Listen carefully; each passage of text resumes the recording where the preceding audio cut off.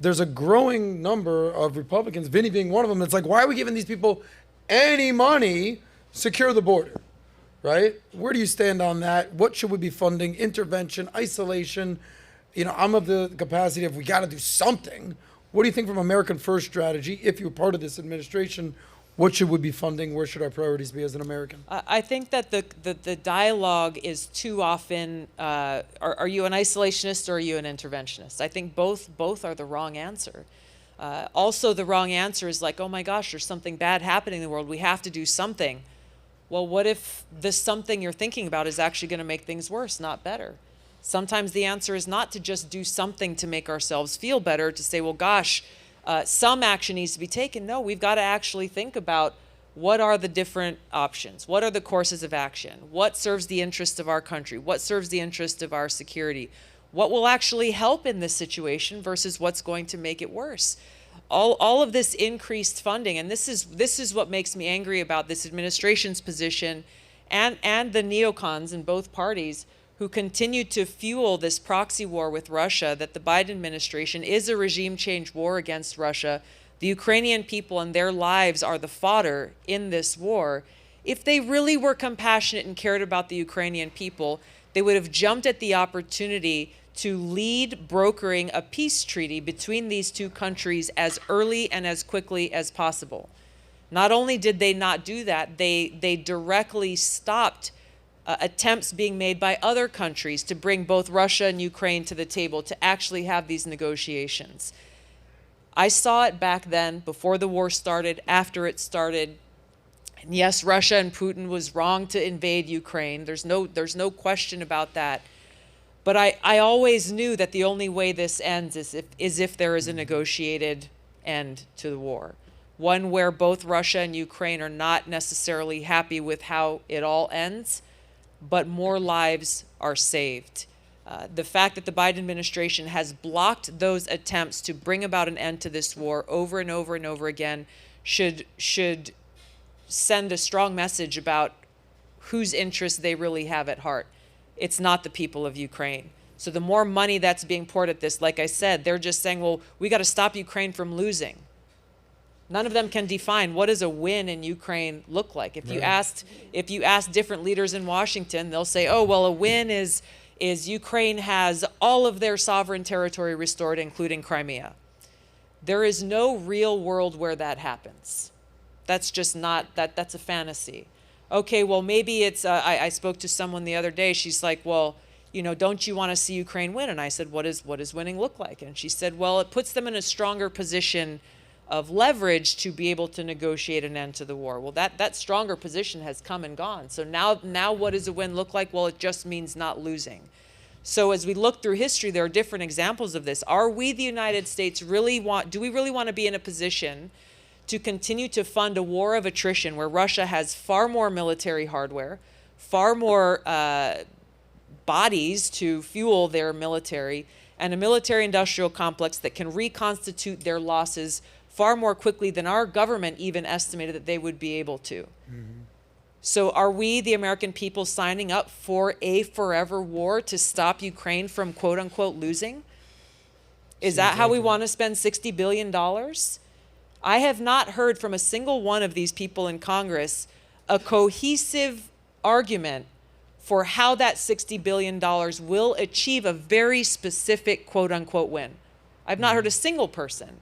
I would respect an argument that was backed by substance, that could show us, make the case to the American people, why your money, our money, should go towards something that we can't even account for with no definable positive outcome versus going and securing our border.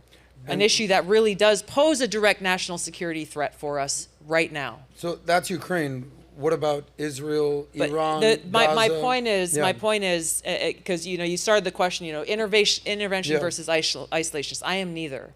I'm a realist, and I am America first. I'm the American people first. So as we look at, because there will always be different challenges that pop up in different parts of the world. That's the reality of the world we live in.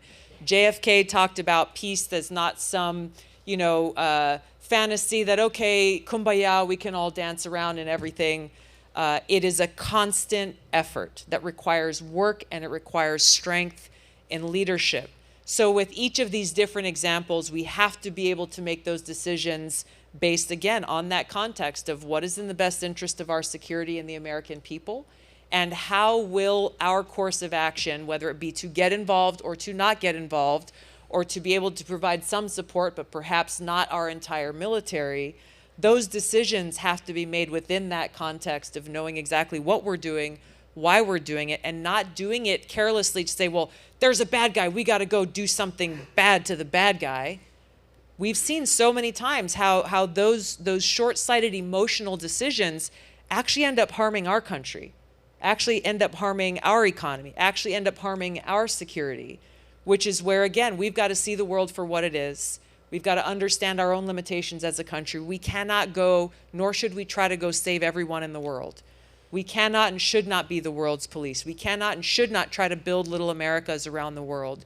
We need to engage with leaders in other countries. We need to be a good partner. We need to exercise and be an example of freedom and democracy right here at home, and recognize that the best way to build relationships is not by first turning towards economic warfare through sanctions or dropping bombs.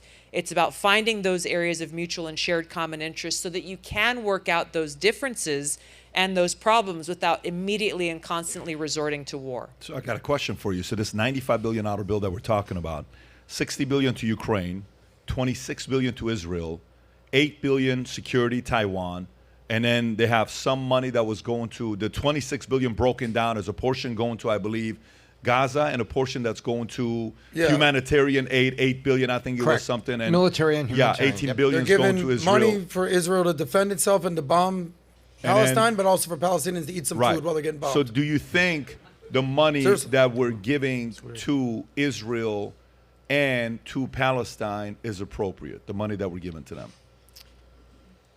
I don't know what this administration's actual policy is on that.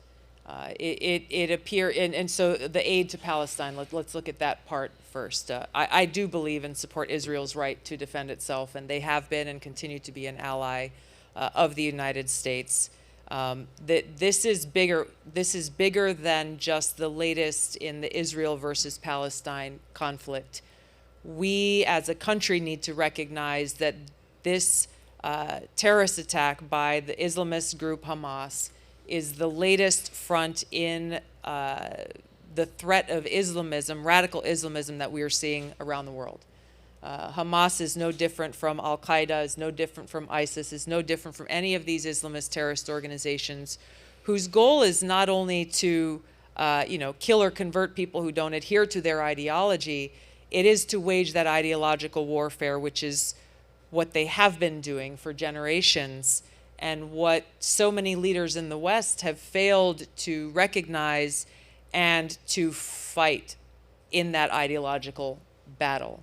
And whether it's because they're intellectually incapable of fighting that war, or they're terrified, as I know the Biden administration is terrified of fighting that war and calling radical Islam out for what it is, because they're afraid of being labeled Islamophobes and afraid of being attacked by the kind of pro-Hamas activists that we are seeing taking over these college campuses today. This is not about just fighting or supporting a war being fought in some other foreign land. If we think that there are not Hezbollah or other Islamist terrorist cells here in America right now, then you are naive. This is something that's happening around the world, whether on the kinetic front or on the ideological front, and we need leaders with courage to take on that battle, which is really about freedom. It's ultimately about freedom, because their goal is to enact Islamic rule over the world. And we see it already happening in some countries in Europe where they actually have Sharia law in place. Mm-hmm. It is not a stretch of an imagination that this is their ultimate objective. I feel for the people in Palestine. I feel for the fact that they are living under this terrorist organization's rule. When I talked about not being clear about what the Biden-Harris administration's plan is, they're talking about building this humanitarian water bridge to be able to deliver aid, and using our U.S. service members to do so. I think the Department of Defense spokesperson, when asked about, well, what risk are our servicemen and women going to incur in doing this? And his response was something along the lines of, well, I would hope that Hamas would recognize that we are trying to help the people of Palestine and would not cause harm to our troops. This is a 2-star Air Force general speaking on behalf of the Department of Defense. You know, the tired line has been overused about hope is not a strategy. But he is saying that he hopes that a radical Islamist terrorist group that launched this horrific attack against Israel on October 7th recognizes the good-heartedness of the American people as though they care about the Palestinian people. They don't care about the Palestinian people. They don't care about American service members.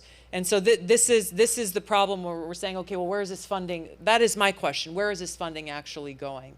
Because things like that make me believe that, like so many other things the administration is doing, they have not thought this through.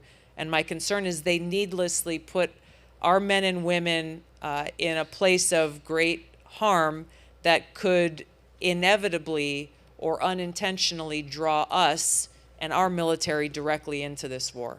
For everyone out there that's watching, Tulsi is officially on Menect. Rob, if you can show her Menect, the first 50 people that Menect with Tulsi, we will send you a copy of the book as well signed. We bought copies to get it out there because we are so confident in her message being out there. We feel more people need to hear from her. So the first 50 that Menect with Tulsi, ask her whatever questions you got.